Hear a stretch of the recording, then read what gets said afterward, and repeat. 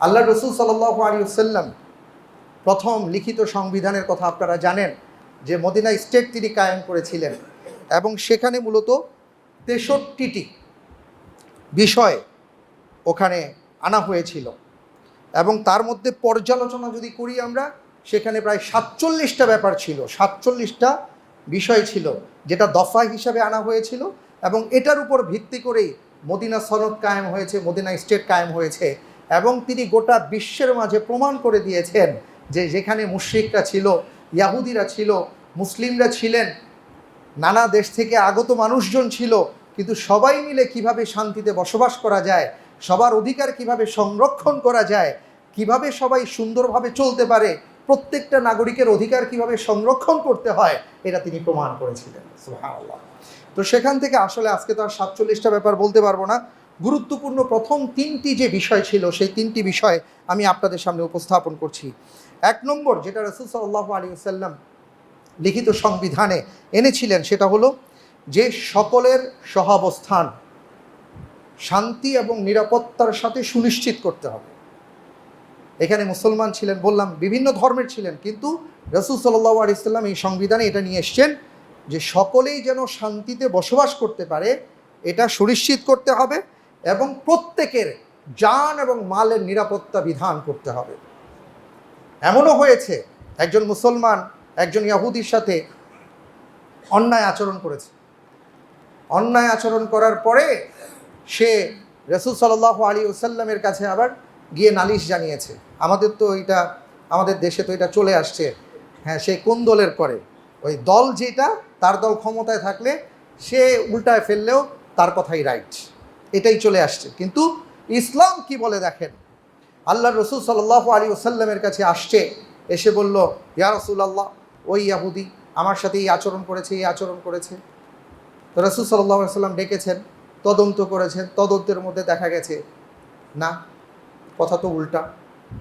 তখন রাসূল সাল্লাল্লাহু আলাইহি ওয়াসাল্লাম ওই মুসলিমকে ভৎসনা করেছেন এবং তাকে শাস্তিস্বরূপ কোনো একটা কিছু জরিমানা করেছেন। তার এটা পছন্দ হয় নাই, সে ওমর রাদিয়াল্লাহু তাআলা আনহুর কাছে গেছে, কারণ ওমর রাদিয়াল্লাহু তাআলা আনহুর আচরণ একটু শক্ত ছিল এবং উনি কথা বলতেন। তো সে ভাবছে যে ওমর রাদিয়াল্লাহু তাআলা আনহুর কাছে গেলে মনে হয় আমার জন্য সুবিধা হবে। এবার গিয়ে সে ওমর রাদিয়াল্লাহু তাআলা আনহুকে বলল, দেখেন ইয়াহুদি, তার সপক্ষে রাসূল সাল্লাল্লাহু আলাইহি ওয়াসাল্লাম এই কথা বলেছেন, আমি তো মুসলমান। তো এই কথা শোনার পরে ওমর রাদিয়াল্লাহু তাআলা আনহু বললেন যে, এটা কি আল্লাহর রাসূল সাল্লাল্লাহু আলাইহি ওয়াসাল্লাম তোমাকে এই ফয়সালা দিয়েছেন? বলল হ্যাঁ।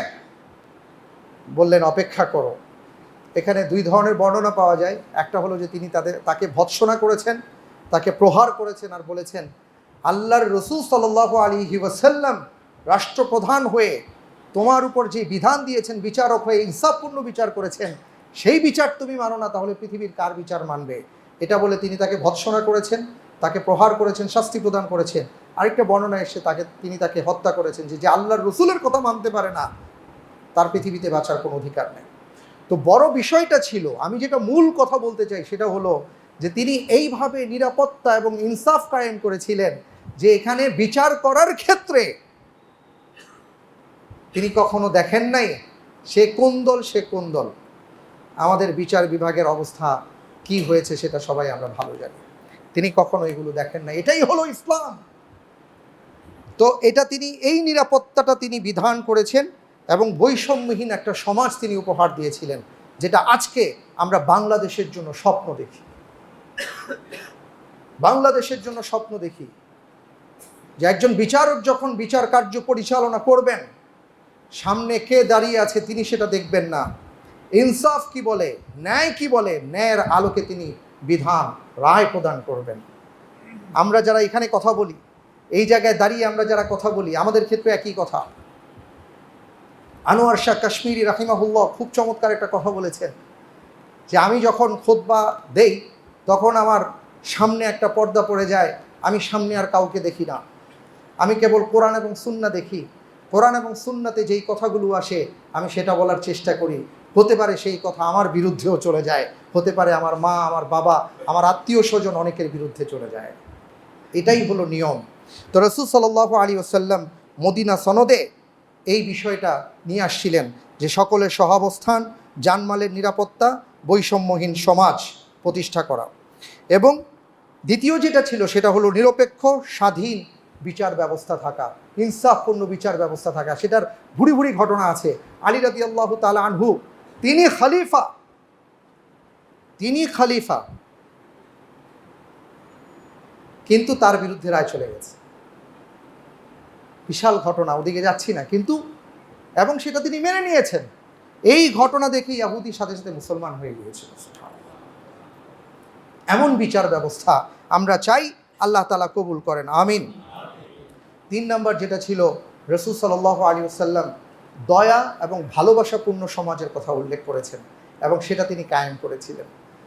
তো আমি আপনাদের কাছে অনুরোধ জানাবো, সেটা হলো যে এই যে কথাগুলো বললাম, যে বিভিন্ন কোরআনে কারীমের আয়াত এবং রাসূল সাল্লাল্লাহু আলাইহি ওয়াসাল্লামের জীবনের আলোকে যে একটা নতুনভাবে সমাজকে প্রতিষ্ঠা করার ক্ষেত্রে, একটা দেশকে গড়ার ক্ষেত্রে কোরআন এবং সুন্নাহ আমাদেরকে কী কী দিক নির্দেশনা দেয়, এবং এই নির্দেশনাগুলো যদি আমরা মেনটেন করতে পারি, আমরা যদি বাস্তবায়ন করতে পারি, তাহলে ইনশাআল্লাহ তাআলা আমরা এমন একটা বাংলাদেশ পাবো, তখন আমরা মাথা উঁচু করে দাঁড়িয়ে বলতে পারবো যে আমি বাংলাদেশের সন্তান।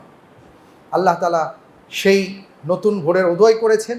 আমরা দোয়া করি আমাদের দেশটা যেন আল্লাহ তাআলা রহমত দিয়ে ভরপুর করে দেন। আমরা সবাই বলি আমিন।